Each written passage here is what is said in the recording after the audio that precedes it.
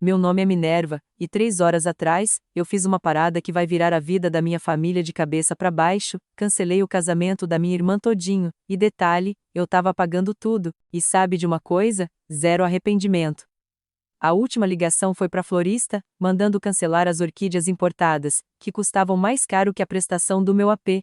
Quando desliguei o telefone, minhas mãos pararam de tremer, fazia meses que eu não me sentia tão em paz. O silêncio no meu AP estava gritando, depois de semanas de loucura com os preparativos do casamento, mas era o silêncio mais bom que eu sentia há anos. Meu celular tá apitando sem parar ali na bancada da cozinha, 53 chamadas perdidas e subindo. Tô vendo os nomes ali, mãe, pai, minha irmã, tudo piscando sem parar, mas não vou atender agora não. Preciso desse tempinho pra mim, pra entender o que rolou, porque, na real, ainda tô tentando acreditar que eu fiz isso mesmo. Deixe um comentário abaixo para nos contar de onde você é. Não se esqueça de se inscrever no meu canal para mais histórias. Deixa eu te explicar uma coisa. Eu sou cirurgiã, dessas que operam gente que acabou de se machucar feio. Eu salvo vidas para ganhar a vida. Tomo decisões em segundos, debaixo de pressão, que podem significar a diferença entre a pessoa viver ou morrer. Nunca fui de agir por impulso, nem de fazer besteira. Tudo o que eu faço é calculado, pensado, medido. Então, quando eu falo que cancelar esse casamento foi a coisa mais sensata que eu fiz nos últimos anos, pode acreditar, mas tô me adiantando demais. Você deve estar se perguntando como é que uma médica bem-sucedida como eu foi parar numa situação dessas, de bancar o casamento da irmã para depois cancelar tudo de última hora. A real é que essa história não começou hoje, nem quando minha irmã anunciou que ia casar, 6 meses atrás. Essa história começou faz tempo, com um jeito de ser dela que eu era muito boba para enxergar até hoje. Desde pequena, eu sempre fui a responsável. Enquanto minha irmã estava fazendo as unhas e postando foto no Insta das comprinhas dela, eu estava estudando para os exames da faculdade de medicina. Enquanto ela namorava um monte de cara desocupado, tipo uns ex-integrantes de boy band, eu estava ralando na residência médica, juntando cada centavo que dava. Meus pais sempre babavam na vida social dela, na beleza, no jeito dela de alegrar qualquer lugar. Eu, enquanto isso, era só a prática, a confiável, a que resolvia tudo. Depois que eu finalmente montei meu consultório, a coisa mudou na nossa família. De repente, eu não era só a filha responsável, eu era a filha que tinha grana. E, junto com a grana, vieram umas cobranças que eu nunca tinha concordado. No começo, eram coisas pequenas, ajudar a pagar o financiamento da casa dos meus pais quando o negócio do meu pai estava meio fraco, uns trocados aqui e ali para ajudar com as contas. Eu ajudava de boa, afinal, são meus pais, né? Mas aí comecei a reparar nas coisas. Bolsa de marca aparecendo no guarda-roupa da minha irmã, carro novo, jantar chique que ela postava online. Quando eu perguntava para os meus pais, eles ficavam sem jeito e mudavam de assunto. Demorei meses para entender o que estava rolando. A grana que eu dava para eles não ficava com eles, estava indo toda para bancar a vida de luxo da minha irmã. E todo mundo achava que eu tinha que aceitar numa boa, porque eu era a que tinha mais dinheiro. Era para eu ter me revoltado nessa hora, mas não me revoltei.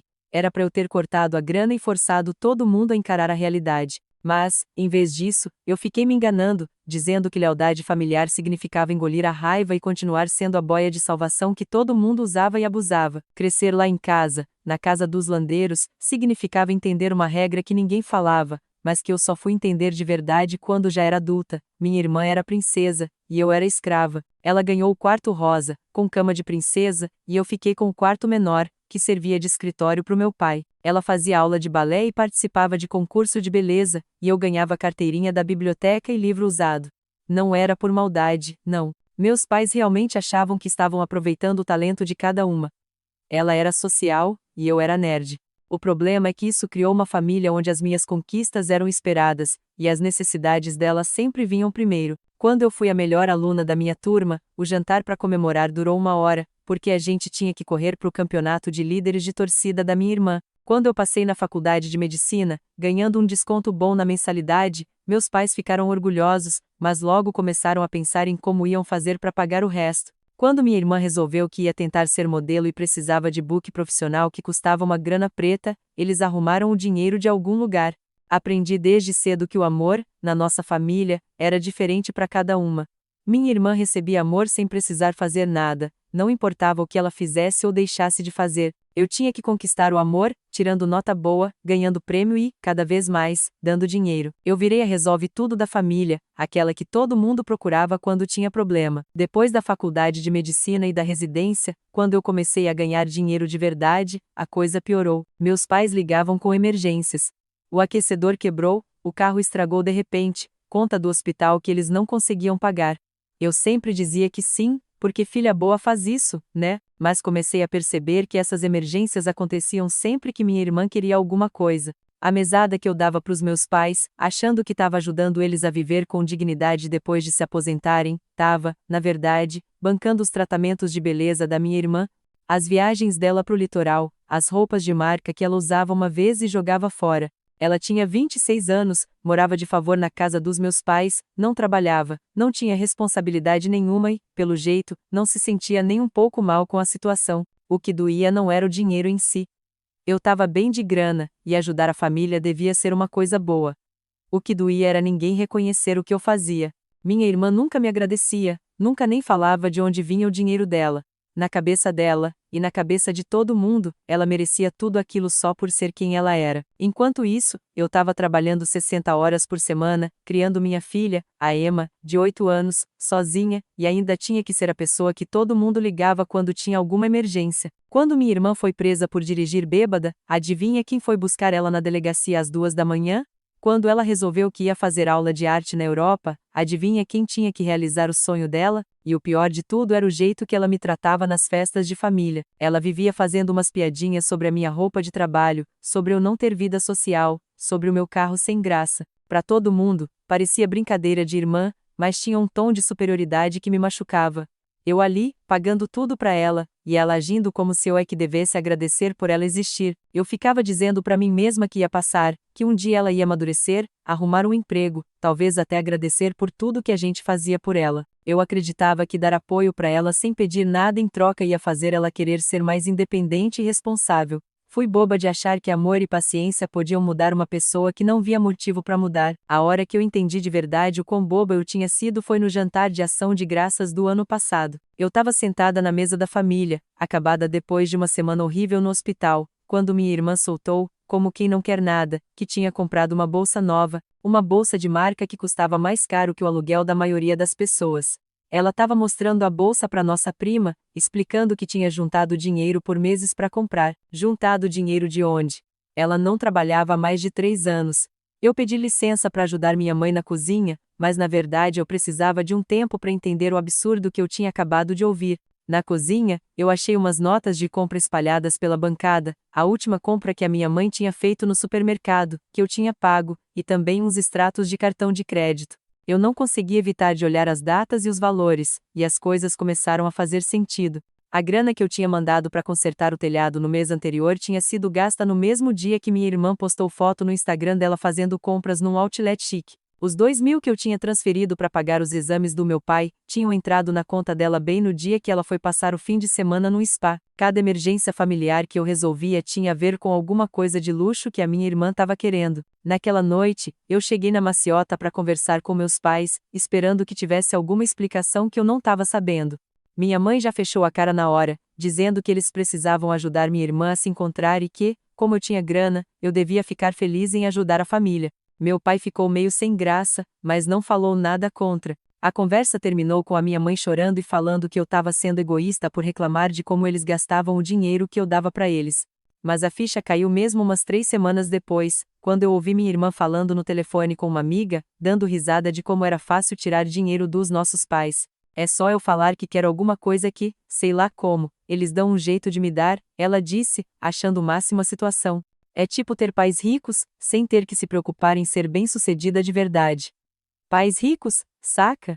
Ela achava que nossos pais eram ricos. Ela não tinha a menor ideia de que cada centavo que ela gastava saía direto do meu salário, das horas extras que eu fazia no hospital, dos sacrifícios que eu fazia na minha vida e na vida da minha filha. Na cabeça dela, o dinheiro aparecia do nada, como se fosse mágica. A ironia era de lascar. Eu, uma cirurgiã bem-sucedida, que podia ter uma vida tranquila, estava dirigindo um carro velho de 10 anos, porque a maior parte da minha grana estava indo para bancar a vida de conto de fadas da minha irmã. A Emma estava estudando na escola pública do bairro, em vez de estar numa escola particular maneira que eu tinha pesquisado, porque o dinheiro da mensalidade estava indo para as aulas de arte e para os retiros de yoga da minha irmã e para qualquer outra coisa que desse na telha dela naquele mês.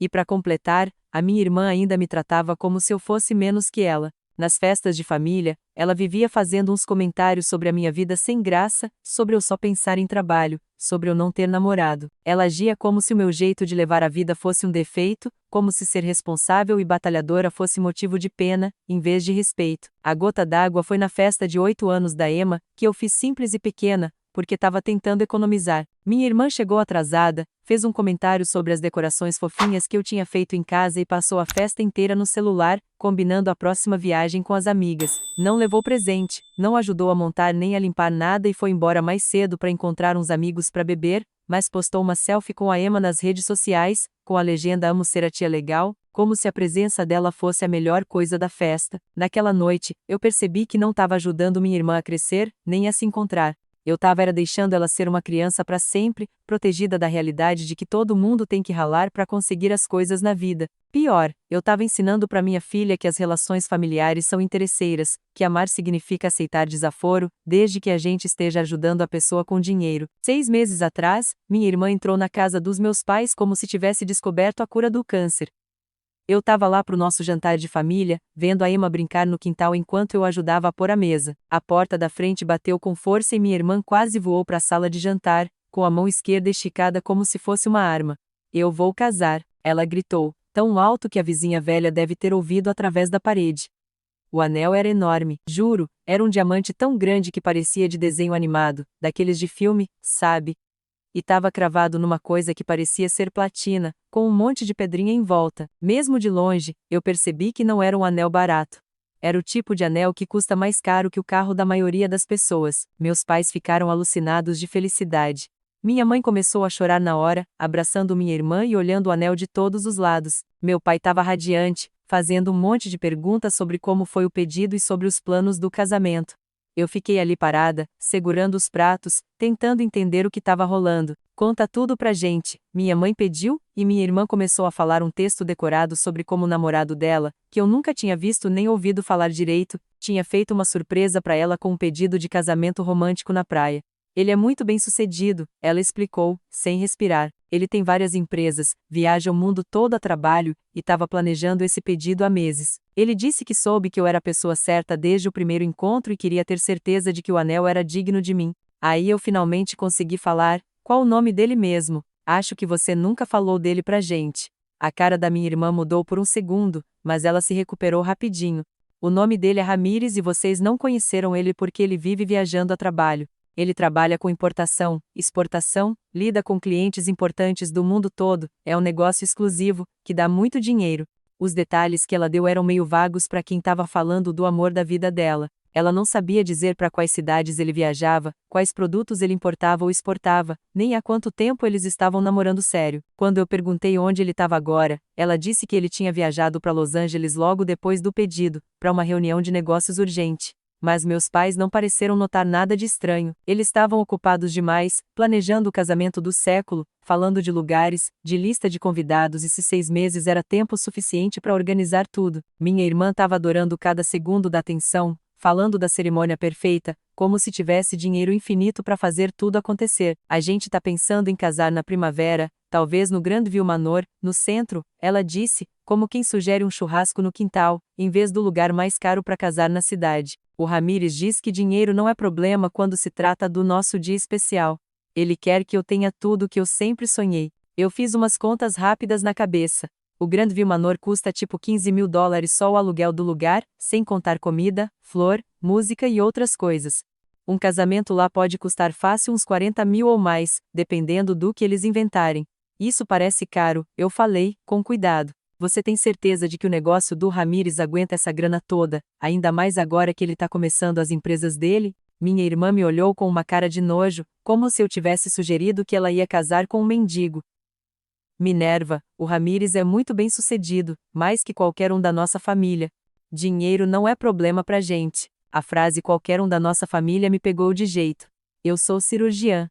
Eu trabalhei mais de 10 anos para construir um consultório de sucesso. Eu tenho minha casa, sustento minha filha numa boa e tô bancando a vida da nossa família há anos. Mas, pelo jeito, o noivo misterioso da minha irmã, com o negócio vago de importação e exportação, era mais bem-sucedido que a minha carreira real. Nas semanas seguintes, o planejamento do casamento virou a conversa preferida da família. Minha irmã me ligava para falar da compra do vestido, dos lugares que ela estava visitando e das opções de comida. Mas o Ramírez nunca podia conhecer a gente. Ele vivia viajando, vivia em reunião, sempre voltando de alguma viagem de negócios importante que era adiada de última hora. 2 meses depois do anúncio do noivado, eu recebi a ligação que já estava esperando. Era um sábado à tarde e eu estava no parque com a Emma quando meu telefone tocou. A voz da minha mãe estava estranha, quase pedindo desculpa, o que já me deixou esperta.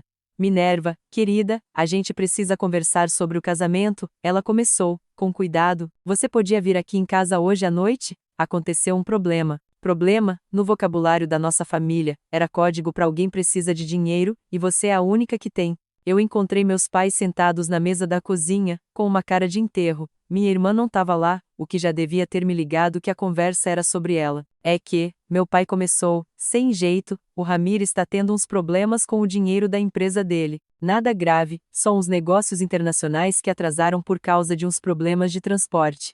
O dinheiro dele tá todo preso numa carga que tá parada na alfândega. Eu me sentei devagar, já sabendo onde a conversa ia chegar. E então, sua irmã quer muito casar na data marcada, minha mãe continuou. Ela já pagou a entrada de um monte de coisa, e o Ramírez tá se sentindo péssimo porque a situação da empresa dele pode fazer eles adiarem ou diminuírem o casamento dos sonhos deles. Quanto que é? Eu perguntei, já sabendo que a resposta ia ser absurda. Meu pai pigarreou. O orçamento total que eles tinham feito era de $35 mil. O Ramírez garantiu que vai pagar cada centavo, assim que a situação da empresa dele se resolver, o que deve acontecer nos próximos meses. $35 mil por um dia. Senti meu peito apertar enquanto tentava entender o tamanho do que eles estavam me pedindo. Era mais do que eu tinha gastado no meu casamento, anos atrás, mais do que eu gasto em um ano inteiro com a escola da minha filha, mais do que a maioria das pessoas ganha em 6 meses. Lá estava eu, bancando o casamento todinho dela, e ela agindo como se eu fosse a louca por pedir uma ajuda. Beleza, eu falei, na maciota, entendi, cê não pode me ajudar. Que bom que c'est entendu, né? Desliguei o telefone e fiquei sentada na cozinha um tempão, olhando pro nada. Aí, liguei pro Dr. Serafim e falei que não ia poder pegar o caso. R$ 15 mil a menos no bolso, só porque a minha irmã não podia perder um dia para cuidar da sobrinha. Depois que desliguei, deu um estalo dentro de mim. Fiquei sentada na mesa da cozinha quase 1 hora, relembrando a conversa e, pela primeira vez, prestando atenção de verdade nas palavras da minha irmã. Eu não sou sua empregada, não sou sua funcionária. O problema não é meu. A ironia era tanta que dava até vontade de rir. Ela não era minha funcionária, mas eu, pelo jeito, era dela.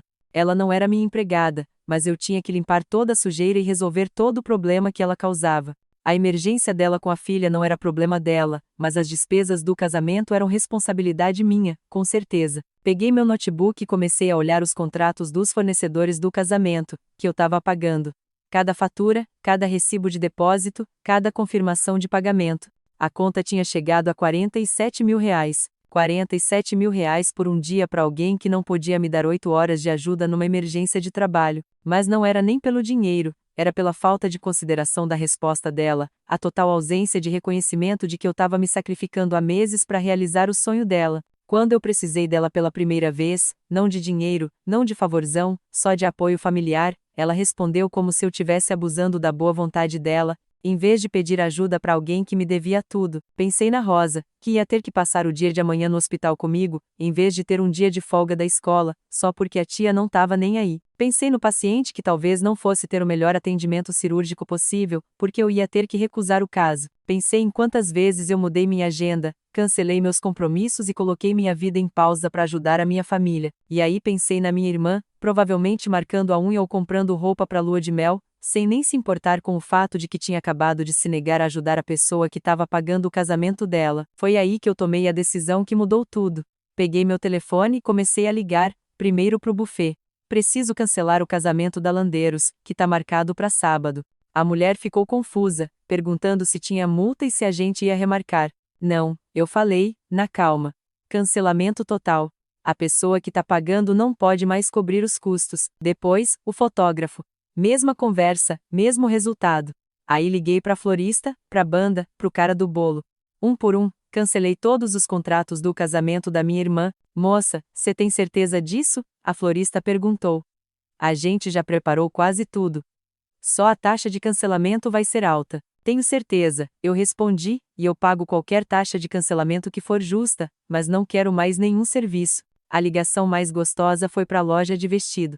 O vestido de R$ 10.000 da minha irmã estava pronto para a última prova, mas, como era eu que tinha dado a entrada no meu cartão, eu tinha o direito de cancelar a compra. A noiva vai ficar muito chateada, a costureira me avisou. Ela estava tão feliz com esse vestido e os ajustes tão perfeitos. A noiva que pensasse nisso antes de achar que as obrigações familiares não valem para ela, eu falei. Cada ligação parecia que eu estava tirando um peso das costas. A cada fornecedor que eu cancelava, eu sentia mais certeza do que estava fazendo e de que era a coisa certa. Não era raiva, nem vingança, era botar um limite que eu já devia ter botado há tempos. Quando terminei de ligar para todo mundo, já era quase meia-noite. Meu telefone estava vibrando com mensagem dos meus pais. Pelo jeito, a minha irmã tinha ligado para eles, desesperada, quando o buffet avisou do cancelamento, mas eu não estava pronta para falar com eles ainda. Primeiro, eu precisava garantir que a Rosa ia ter com quem ficar amanhã. Liguei para minha amiga, Adra Villanueva, expliquei a situação e perguntei se a filha adolescente dela podia cuidar da Rosa durante a cirurgia. Ela topou na hora, falando que a filha estava precisando de uma grana extra. Problema resolvido, com a ajuda de alguém que entendia o que era apoio familiar de verdade. Aí liguei de volta pro Dr. Serafim. Deu tudo certo com a minha filha, eu falei. Posso pegar o caso amanhã? Sim. Cê tem certeza? Ele perguntou. Sei que foi complicado para você, tenho certeza absoluta, eu falei.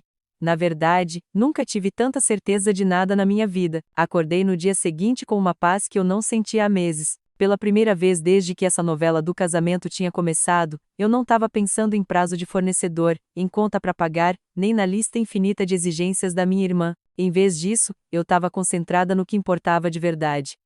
Me preparar para uma cirurgia complicada, que podia salvar a vida de alguém. A Rosa estava feliz da vida para passar o dia com a Dinora, a filha da Dra Villanueva, que tinha prometido levar ela no Museu de Ciências e ensinar umas coisas em espanhol. Quando deixei a Rosa de manhã, percebi que era isso que era apoio familiar de verdade, as pessoas se ajudando, sem ficar cobrando, sem fazer a gente se sentir um peso. A cirurgia foi melhor do que eu esperava. O paciente era um universitário de 22 anos, que tinha sofrido um acidente de carro horrível, e o trabalho que eu fiz ia dar a ele a chance de ter a mão funcionando de novo. Eram esses momentos que me lembravam porque eu tinha escolhido ser médica, para usar minhas habilidades para mudar a vida de alguém para melhor. Na hora do almoço, dei uma olhada no celular. 53 chamadas perdidas e mais de 100 mensagens. O casamento era amanhã, e pelo jeito, a notícia dos cancelamentos tinha se espalhado. Minha irmã tinha me ligado 17 vezes desde as 6 da manhã, meus pais tinham ligado um monte de vezes. Até uns fornecedores do casamento tinham ligado, provavelmente querendo entender o que estava acontecendo e se tinha alguma chance de salvar os contratos, mas eu não estava pronta para encarar o caos ainda. Eu estava no meio de uma coisa importante, uma coisa que fazia a diferença de verdade. Então, guardei o celular de novo e voltei para a sala de cirurgia. A cirurgia durou 9 horas e, quando eu saí, estava exausta, mas feliz. A gente tinha conseguido reconstruir o tecido e o paciente tinha uma boa chance de se recuperar. Era isso que eu devia estar fazendo com o meu tempo, salvando vidas, não bancando casamento de gente folgada que não podia perder um dia para me ajudar. Quando eu peguei o celular de novo, à noite, o número de chamadas perdidas já tinha passado de 100. A caixa postal estava lotada. As mensagens estavam confusas, raivosas, quase histéricas. Da minha mãe, Minerva, liga pra gente agora. Deu um problema sério com os fornecedores do casamento. A gente precisa resolver isso já. Do meu pai. Filha, eu não tô entendendo nada, mas a gente precisa conversar. Sua irmã tá desesperada. Da minha irmã, me liga agora. Não sei que palhaçada você tá fazendo, mas resolve isso agora. O casamento é amanhã. Palhaçada, saca? Ela achava que eu tinha cancelado o casamento dela de brincadeira, para manipular ela, não como uma resposta à falta de consideração dela comigo e com a minha filha. As mensagens mais reveladoras eram as que mostravam o que estava rolando com o tal do Ramires. Lá pela mensagem número 37, o tom mudou da raiva para confusão e depois para um certo pânico. Os sócios do Ramires estão falando que não podem liberar o dinheiro dele antes de segunda. A voz da minha irmã estava mais baixa agora, menos convencida. Mas isso não importa, porque você vai ligar pros fornecedores de novo, né? Você não vai destruir meu casamento por causa de uma babá, né? Uma babá. Mesmo em crise, ela não conseguia admitir que tinha errado em não ajudar com a Rosa. Mesmo vendo o casamento dela desmoronar, ela ainda achava que o meu pedido era uma besteira. A mensagem 43 era da minha mãe. Querida, a gente tá tentando falar com o Ramires o dia inteiro para ver se ele resolve os problemas de pagamento dos fornecedores, mas ele não atende o telefone. Sua irmã diz que ele tá em reuniões importantes, mas isso tá preocupando a gente. Na mensagem 50, até o meu pai estava preocupado. Minerva, acho que a gente precisa ter uma conversa séria sobre tudo o que tá acontecendo. Tem umas coisas nessa história do casamento que não estão batendo e a gente precisa descobrir o que tá rolando de verdade. A última mensagem na minha secretária eletrônica era da minha irmã, gravada 1 hora antes de eu chegar em casa. Eu tô te ligando há 12 horas. 12 horas. Você entende que meu casamento é amanhã, e eu não tenho lugar, comida, flor, música. Os convidados já estão chegando. As pessoas pegaram folga do trabalho, compraram presente, fizeram planos. Você não pode acabar com tudo isso só porque você tá brava comigo. Mas foram as mensagens de texto que contaram como o dia tinha sido de verdade. Aparentemente, a minha irmã tinha passado horas tentando contratar os fornecedores de novo, mas descobriu que não é assim que as coisas funcionam. Você não pode cancelar tudo e querer contratar tudo de novo no dia seguinte, sem pagar por isso. Alguns fornecedores até topavam fazer o serviço, mas só se ela pagasse tudo adiantado e pagasse um monte de multa. Outros já tinham arrumado outro evento para fazer. A loja do vestido avisou que o vestido ainda estava lá, mas ia custar caro para ajustar tudo de novo e entregar amanhã. O pior era a história do tal do Ramires, que tinha sumido durante a crise. A minha irmã estava ligando e mandando mensagem para ele o dia inteiro, mas ele não respondia. Os sócios dele diziam que ele estava em reuniões de emergência que não podiam ser interrompidas, nem para salvar o casamento. Aí o Ramires ligou de volta. Uma das mensagens dela dizia: ele tá arrasado com tudo e tá tentando vender umas coisas para pagar os fornecedores, mas vai demorar uns dias para ele conseguir o dinheiro. Uns dias. O casamento era amanhã e o Ramires precisava de uns dias para arrumar a grana. Ou ele não era rico como ele dizia, ou ele era muito ruim de organizar as contas numa emergência. Naquela noite, eu liguei para os meus pais, mas estava calma e decidida, o que pareceu incomodar eles mais do que se eu tivesse gritando. Eles achavam que eu ia pedir desculpa, que ia consertar tudo e fazer o casamento acontecer, mas em vez disso, eles encontraram uma pessoa que tinha pensado em tudo e não ia mudar de ideia. Minerva, graças a Deus, minha mãe falou quando atendeu. A gente estava preocupado. O que aconteceu com os fornecedores? Como a gente resolve isso? Não tem nada para resolver, eu falei, na boa. Eu cancelei o casamento porque não quero mais pagar por ele. Ficou um silêncio tão grande que eu achei que a ligação tinha caído. Aí, a voz do meu pai falou. Eles tinham ligado no Viva Voz. Filha, a gente sabe que você tá chateada com a história da babá, mas cancelar o casamento todo parece demais. Não é por causa da babá, eu expliquei. É que eu tô pagando a vida da minha irmã há anos e, quando eu precisei de uma ajuda, ela falou que o problema não era dela. Aí eu percebi que essa história não tá fazendo bem pra ninguém. Mas os convidados, a minha mãe reclamou. Tem gente que veio de outro estado. Sua irmã tá arrasada, a gente pode dar um jeito. Cadê o Ramires nessa história toda? Eu perguntei. Cadê o cara que prometeu pagar tudo de volta? Cadê o empresário rico que dizia que dinheiro não era problema pro casamento? Outro silêncio. Eu ouvi eles cochichando antes do meu pai falar de novo. O Ramires está tentando mexer no dinheiro dele o dia inteiro, mas estão tendo uns problemas com as contas da empresa. Que tipo de problemas? É que, a minha mãe falou, sem jeito. Parece que o dinheiro dele está envolvido num problema na justiça, alguma coisa sobre uma investigação das empresas dele. Na hora, as peças se encaixaram. O Ramires não estava com problema de dinheiro, ele estava sendo investigado. As viagens misteriosas, as histórias vagas do trabalho, o fato de não conhecer a família, a falta de dinheiro de repente antes do casamento. A minha irmã tinha ficado noiva de um cara que podia estar fazendo coisa errada. A minha irmã sabe dessa investigação? Eu perguntei. A gente não sabe o que falar para ela, meu pai admitiu. O Ramires pediu pra gente não preocupar ela enquanto ele tenta resolver tudo. Onde o Ramires está agora, a gente não sabe, minha mãe falou, baixinho. Era para ele ter vindo pra cá hoje pra festa antes do casamento, mas o voo dele foi cancelado, ou atrasado, sei lá. Sua irmã tá tentando ligar pra ele a noite inteira. Eu senti uma mistura de alívio e tristeza. Alívio porque eu tava certa sobre o Ramires, mas tristeza porque a minha irmã ia descobrir umas coisas ruins sobre o cara que ela ia casar. Vocês precisam contar pra minha irmã tudo que vocês sabem sobre o Ramires, eu falei. Ela merece saber o que tá rolando de verdade. Mas, se a gente contar, vai acabar com tudo, a minha mãe reclamou. Mãe, já acabou. O casamento foi cancelado. O Ramírez sumiu e, pelo jeito, ele tá sendo investigado.